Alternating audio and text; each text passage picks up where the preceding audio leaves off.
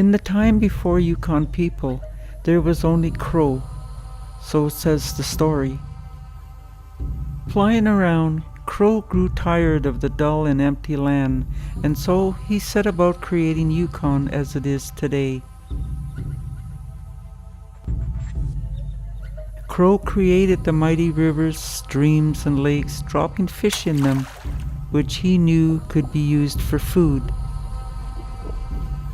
He created many different trees and plants he knew could be used for medicines.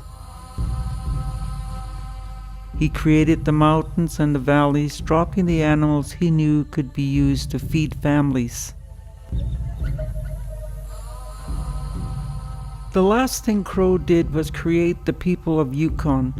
He made both men and women out of cottonwood bark, dividing them into two clans.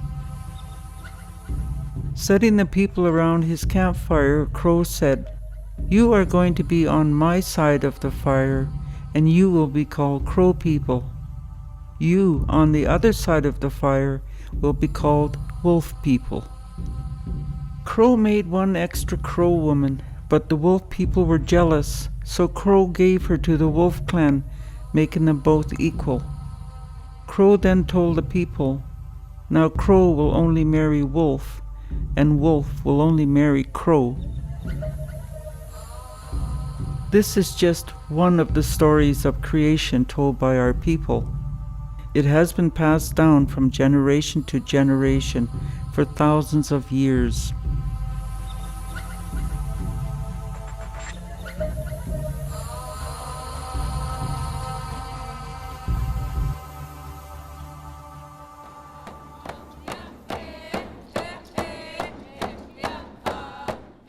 This is the story of Kwaday Kwadan. In our Southern Tutchone language, it means long ago people. It is a story of people living in southern Yukon, including the area around the city of Whitehorse. It's an account of the origins and history of the Kwaday First Nation. Kwaday, in the Southern Tutchone language, means running water through canyon. Dun means people. Early peoples of Yukon lived in small groups of extended families. They associated themselves with a culture, a language, and a family line, rather than an area where they lived. The groups lived within linguistic boundaries as a result of trade and marriage between distant families.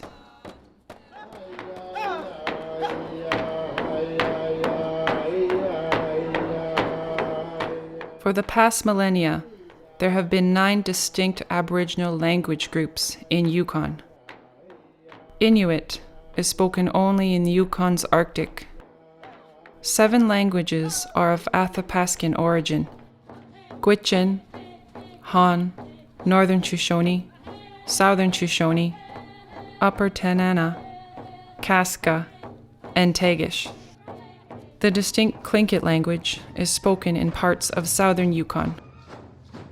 Although these languages share a highly complex speech structure, they are as different from one another as English and French.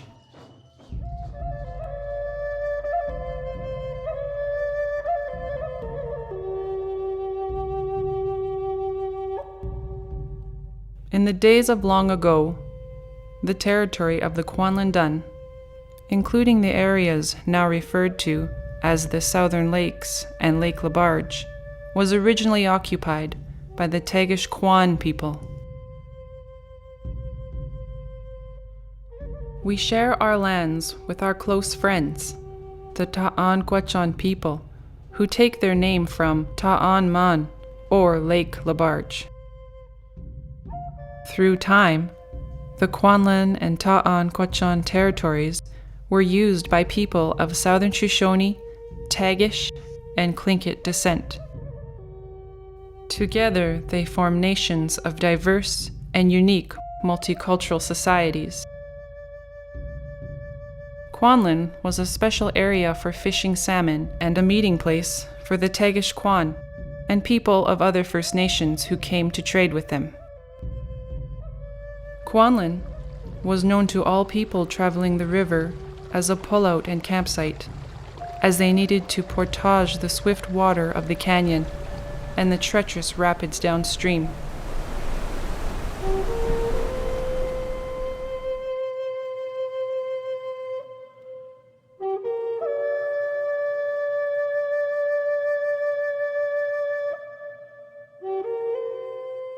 The history and culture of Yukon's first people is complex, and although there have always been many unique groups of people in the Yukon, we all share a similar history.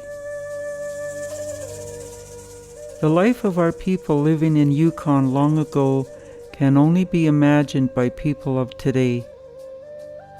Living on a beautiful yet uncompromising land, we were pupils of a culture offering the best chance at life and success. We adapted to slow changes in the environment. Therefore, there was little change in tradition. Our numbers were governed by the abundance of our resources. For thousands of years we lived on the land. No settlements were created. No land was owned.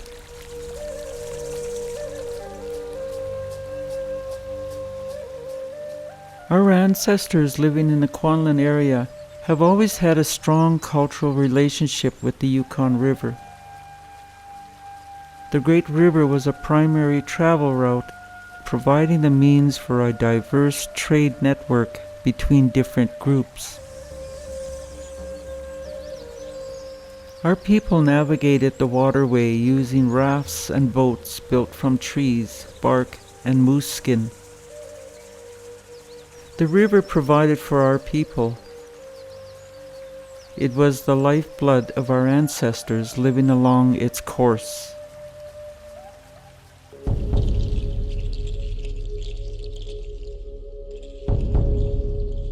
There is a name for every trail, waterway, and mountain.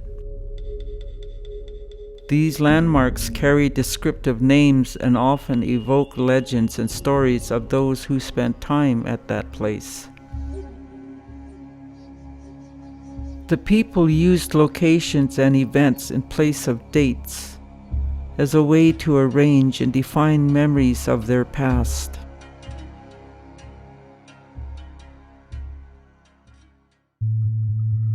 The rules by which people lived were rooted deep in their spirituality.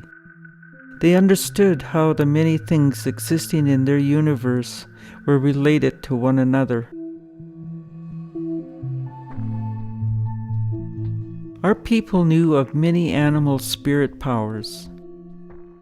They had to behave in the right way in order to receive the spirit powers' help.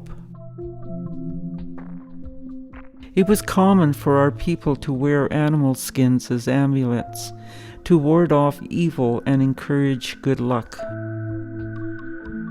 These beliefs influenced us to be respectful and generous to one another, and to be self-reliant and able to cope on our own.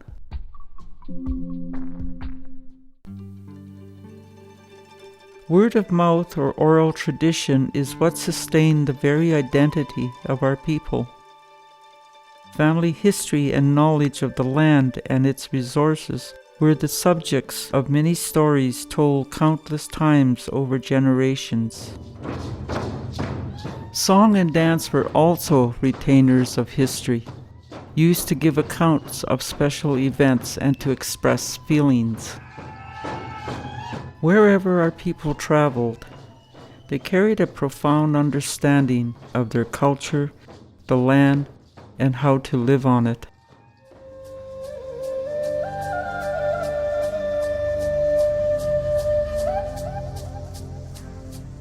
Our people have always had an unwavering respect for our elders. They were the ones who knew the history of the people and could pass on the information essential for our survival. The elders appointed leaders who depended upon the older people for their wisdom when conducting trade transactions, local justice, and settling disputes. In the old days, it was vital to know your family lineage. Your social status influenced how others would accept and react to you. It was important to be properly connected to the lands, resources, and ceremonial aspects of life. It was especially important to observe the practice of marrying a person from the opposite clan to keep traditions strong. Children were born to their mother's clan and gained their status from her family. Youngsters were prepared for their transition into adulthood at 10 years old. They were influenced and trained to a large degree by their aunts and uncles from their mother's side.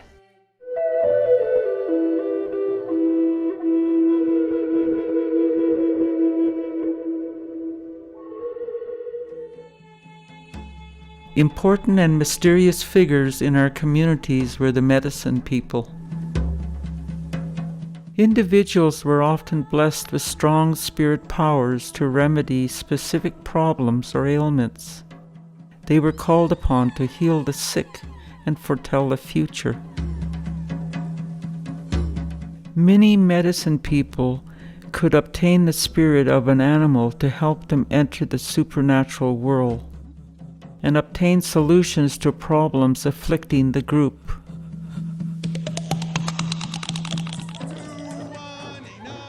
Our people have always participated in the ceremonial potlatch, marking various events and rites of passage, including births, marriage, name-giving, and deaths.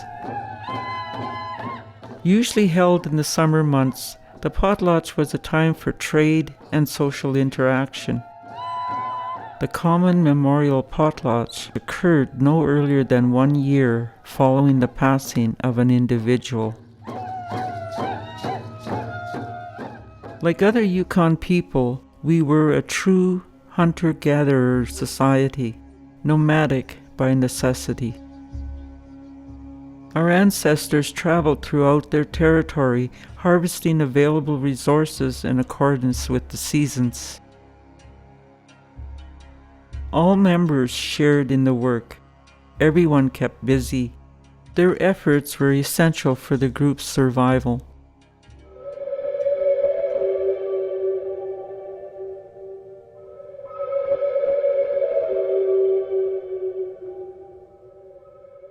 In late spring and early summer, our people preferred to live in the wide Yukon Valley.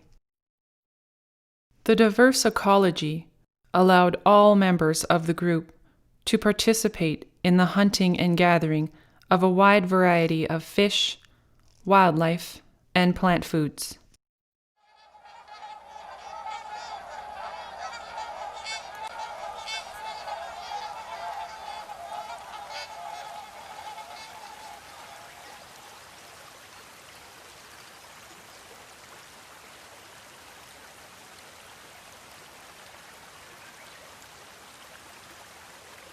The water and forest animals provided food, and their skins were used for clothing. Our people acquired the vitamins, minerals, and medicines required for vitality by gathering a number of plant foods. Berries were gathered and preserved for winter by simply drying them in the sun or mixing them with fish oil or animal fat. Medicinal plants were used fresh, dried, or boiled as tea, or applied as ointments. Moss was used as disposable diapers and feminine hygiene products. When the salmon arrived, the people gathered in larger groups to feast.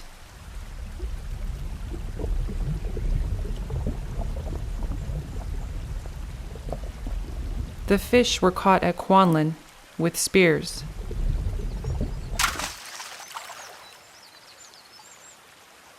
Many families traveled to fishing sites further upstream on the McClintock River, where they caught salmon with gaffs, as well as fish weirs and traps.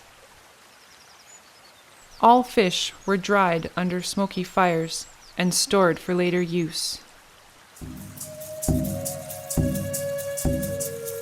During fall, our people moved away from the big river and up the tributaries toward the mountains.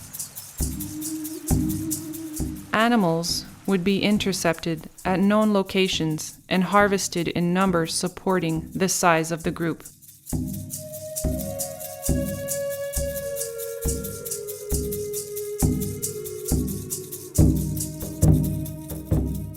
Moose and sheep were often caught with snares made of braided hide.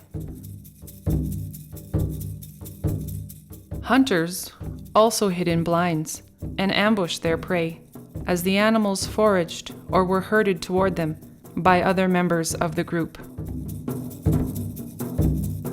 Long ago, these animals were hunted with the atlatl, a powerful, accurate weapon invented long before the bow and arrow.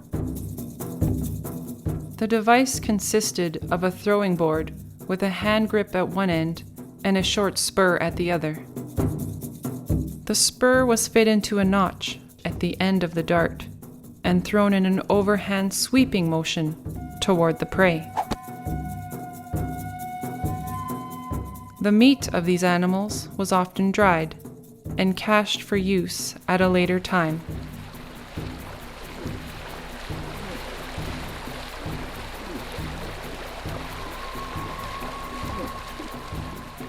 These large animals provided food, as well as skins for clothing, shelter, rope, and tools.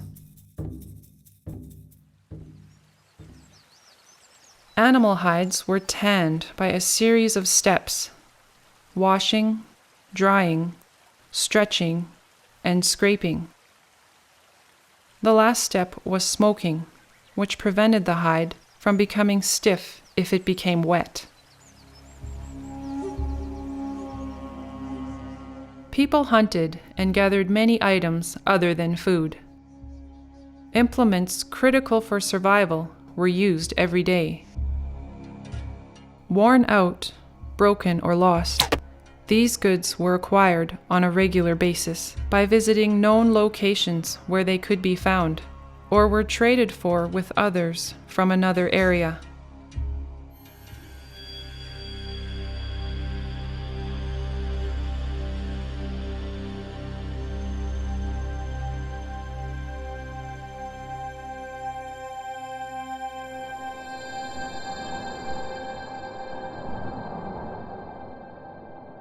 During winter, people survived on preserved food and what animals they could hunt.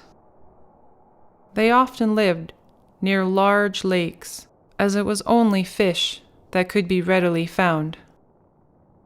Fish were caught under the ice with hooks made of bone or antler and nets made of sinew.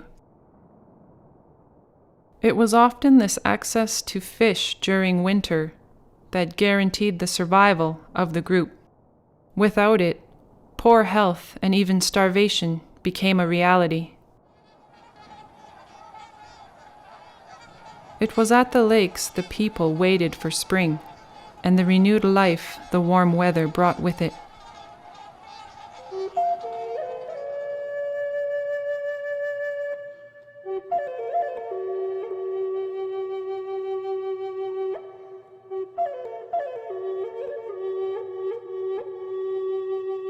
Since the time Crow created the world, our people lived in the Yukon Valley, immersed in its beauty, surviving on its resources.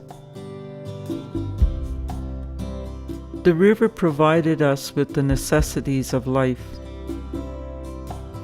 We traveled and traded along the waterway according to our own laws and life ways. It was not an easy life, and there were many challenges for everyone who lived it. The river represented life, renewal, and freedom. It has always been an important part of our spirituality. Since Kwaday Kwadan times, our people have lived through a time of great change. For many years now, our people have not had the opportunity to live along the river and have since held a strong desire to return. In these times, we celebrate our renewed presence on the waterfront. We welcome all people to our traditional territory and our beautiful city of Whitehorse, where we proudly share our history and culture with others on the bank of the Yukon River.